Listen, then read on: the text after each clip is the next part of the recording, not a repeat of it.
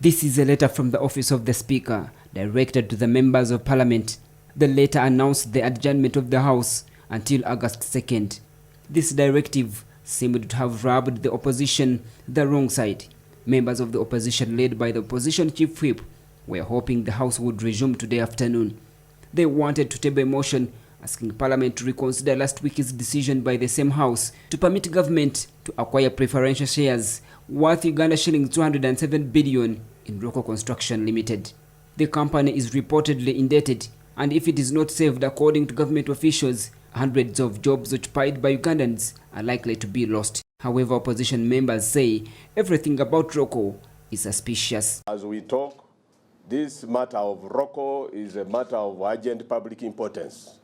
It is about the taxpayers' money, and a whooping 207 billion cannot just go fizzle into thin air because of the couch of impunity that we see happening in our institutions of governance. I know some people who have been calling members of Parliament, intimidating them.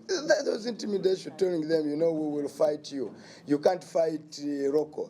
It is too big. It will raise money against you. That is really nonsense. In a sitting that was chaired by the Deputy Speaker Thomas Tayebwa on Thursday last week, Parliament approved the decision to attain the preferential shares from Roko Construction Company.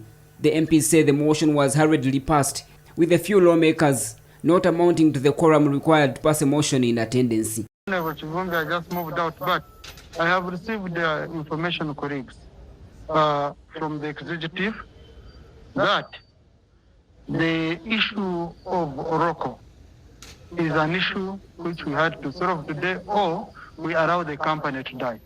Now, indecision of this House won't be used because the bankers, raised this issue that we have to make a decision. So I want you, the House, to vote on this matter. Either you allow it or you don't allow it, so that the decision is made. Now, I want to put a question that the House approved the proposal by the government of Uganda to acquire 150,000 preferential shares worth approximately 207.13 Roko.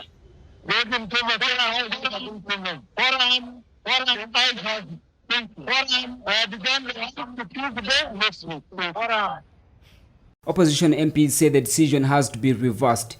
A letter detailing the motion to reverse the decision has been delivered to the Office of the Speaker of Parliament and the Clerk to Parliament. Two teams have been set up, a political team and a team of lawyers, to ensure the reverse of the decision. But it is also rather unfortunate that even after they acknowledged receipt of that motion, it was not included as an item on the order paper which had already come out before the postponement of plenary for the entire week. Understand where we come from. They are no longer issues of Parliament. They are causes and legitimate causes for which we can go every length. Now, the legal team is to ensure that should the political journey reach somewhere and we require to go the legal way, we are willing to go to the courts of law over these matters. That's how serious we are.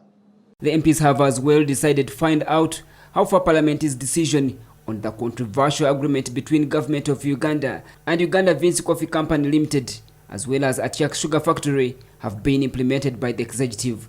They are worried about the tendency by the executive to ignore Parliament's decisions, which negates separation of powers and effective democratic governance.